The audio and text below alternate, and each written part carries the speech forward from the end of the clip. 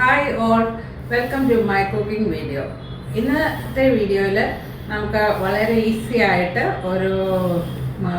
വളരെ സോഫ്റ്റ് ആയിട്ട് ഉള്ള ഒരു പാലപ്പം എങ്ങനെ തയ്യാറാക്കാമെന്ന് നമുക്ക് നോക്കാം.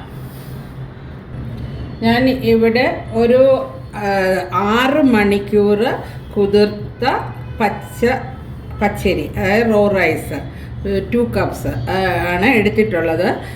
ഇതിനകത്ത് ആക്ച്വലി 1 കപ്പ് ഇഡ്ലി റൈസും 1 കപ്പ് സാധാരണ സോനാ മസൂരി ഒരു പച്ചരി അതാണ്, അതായത് 1+1 അത് ഞാൻ ഇങ്ങോട്ട് മിക്സിയിലേക്ക് ട്രാൻസ്ഫർ ചെയ്യുന്നു. ഇതിലേക്ക് ഒരു 1 കപ്പ് ഗ്രേറ്റഡ് കോക്കനട്ട് തിരുമ്മിയ തേങ്ങ ആഡ് ചെയ്യുന്നു. 1 കപ്പ് കുക്ക്ഡ് റൈസ് ചോറ് 1 കപ്പ്,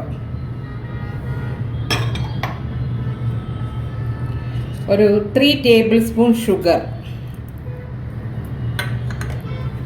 ഒരു 1.25 കപ്പ് സോൾട്ട്, ഒരു 1/4 ടീസ്പൂണും ഒരു പിഞ്ചൂടി ഇട്ടിട്ടുണ്ട് ഈസ്റ്റ്. ഇനിയും ഞാൻ വെള്ളത്തിന് പകരമായിട്ട് ഇവിടെ ഉപയോഗിക്കുന്നത് ഞാൻ ടെൻഡർ കോക്കനട്ട് കരിക്കും വെള്ളമാണ് യൂസ് ചെയ്യുന്നത്. ഇത് ഉപയോഗിക്കുമ്പോൾ നമ്മൾ പണ്ട് കാലത്ത് അപ്പം പാലപ്പം ഒക്കെ ഉണ്ടാക്കുന്നതിനായിട്ട് ടോഡി ആയിരുന്നല്ലോ യൂസ് ചെയ്യുന്നത്, കള്ള്. അപ്പോൾ ഓൾമോസ്റ്റ് ഈ വെള്ളം ഉപയോഗിക്കുമ്പോൾ അതിൻ്റെ ഒരു ടേസ്റ്റ് നമ്മൾക്ക് കിട്ടും. അതുകൊണ്ട് ഞാൻ ഇതിവിടെ വന്നിട്ട് ഒരു 2 കപ്പ് എടുത്തിട്ടുണ്ട് കോക്കനട്ടോ, അല്ലെങ്കിൽ ടെൻഡർ കോക്കനട്ട് വാട്ടർ ഇല്ലെങ്കിൽ നമ്മുടെ കയ്യിൽ തേങ്ങാവെള്ളം ആണെങ്കിലും വരും. പക്ഷേ ഇതാകുമ്പോൾ കുറച്ചുകൂടെ ടോഡിയുടെ കള്ളിൻ്റെ ഒരു ടേസ്റ്റ് നമുക്ക് കിട്ടും.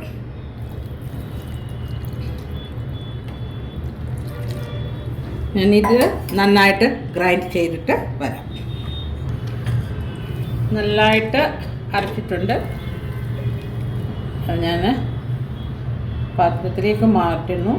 പിന്നെ ഇനി ടെൻഡർ കോക്കനട്ട് വെള്ളമില്ലാത്തവർ, തേങ്ങാവെള്ളം ഇല്ലാത്തവർ അതിന് ഈക്വലൻ്റായിട്ടുള്ളതായ വാട്ടർ യൂസ് ചെയ്താൽ മതി. അപ്പോൾ ഈസ്റ്റിൻ്റെ അളവ് കൂട്ടണം. ഇപ്പം ഞാനിവിടെ 1/4 ടീസ്പൂണും അല്പം കൂടി ഇട്ടിട്ടുള്ളൂ. വെള്ളം യൂസ് ചെയ്യുന്നവരാണെങ്കിൽ 2 കപ്പിന് ഏകദേശം 1/2 ടീസ്പൂൺ ടു 3/4 ടീസ്പൂൺ വരെ പോകാം.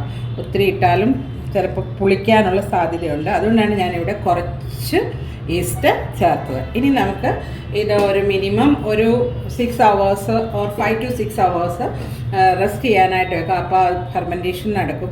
ഇനി ഇപ്പോൾ ഈ ഡിസംബർ ആയതുകൊണ്ട്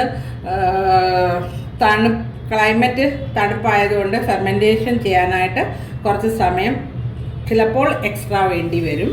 പിന്നെ അതുപോലെ തന്നെ ഇത് നമ്മൾ അടച്ച് വെച്ചിട്ട് എപ്പോഴും ഇങ്ങനെ ഡയറക്റ്റായിട്ട് വെക്കാൻ പോലെ ഒരു പ്ലേറ്റ് എന്താണെന്ന് വെച്ചാൽ നിങ്ങളുടെ കയ്യിലുള്ള ഇതിൽ ഇങ്ങനെ വെക്കുക. അപ്പോൾ അഥവാ ഇത് ഫെർമെൻറ്റ് ചെയ്ത് ഫ്ലോ ആയി പോയാൽ തന്നെ നമ്മുടെ ഈ പരിസരമൊന്നും വൃത്തികേടാകട്ടെ. അതപ്പോൾ അത് ഈ പ്ലേറ്റിനകത്തോട്ട് വീണോളും. ഓക്കെ, നമ്മുടെ മാവ് നന്നായിട്ട് ഫെർമെൻറ്റ് ചെയ്ത് വന്നിട്ടുണ്ട്. നമുക്ക് ഇനി ഇത് അപ്പം ശരിയായി വരുമോ എന്ന് നമുക്കൊന്ന് നോക്കാം.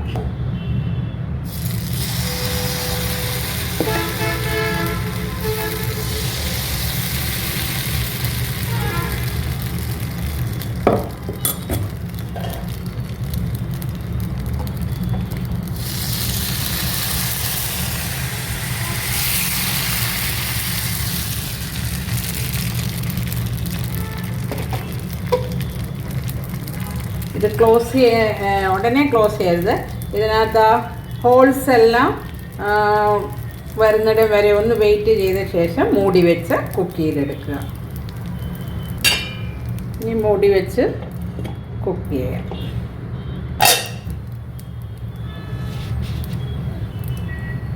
നല്ലതായിട്ട് വന്നിട്ടുണ്ട്, നല്ല സോഫ്റ്റായിട്ട് വന്നിട്ടുണ്ട്.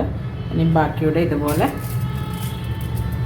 ഇവിടെ നമ്മുടെ വളരെ സോഫ്റ്റായിട്ടുള്ള പാലപ്പം റെഡി ആയിട്ടുണ്ട്. ഈ സെയിം മെഷർമെൻറ്റിലും സെയിം രീതിയിലും നിങ്ങളും ചെയ്ത് നോക്കൂ. തീർച്ചയായിട്ടും നിങ്ങൾക്ക് ഇതേപോലെ തന്നെ നല്ല പാലപ്പം ഉണ്ടാക്കാനായിട്ട് പറ്റും.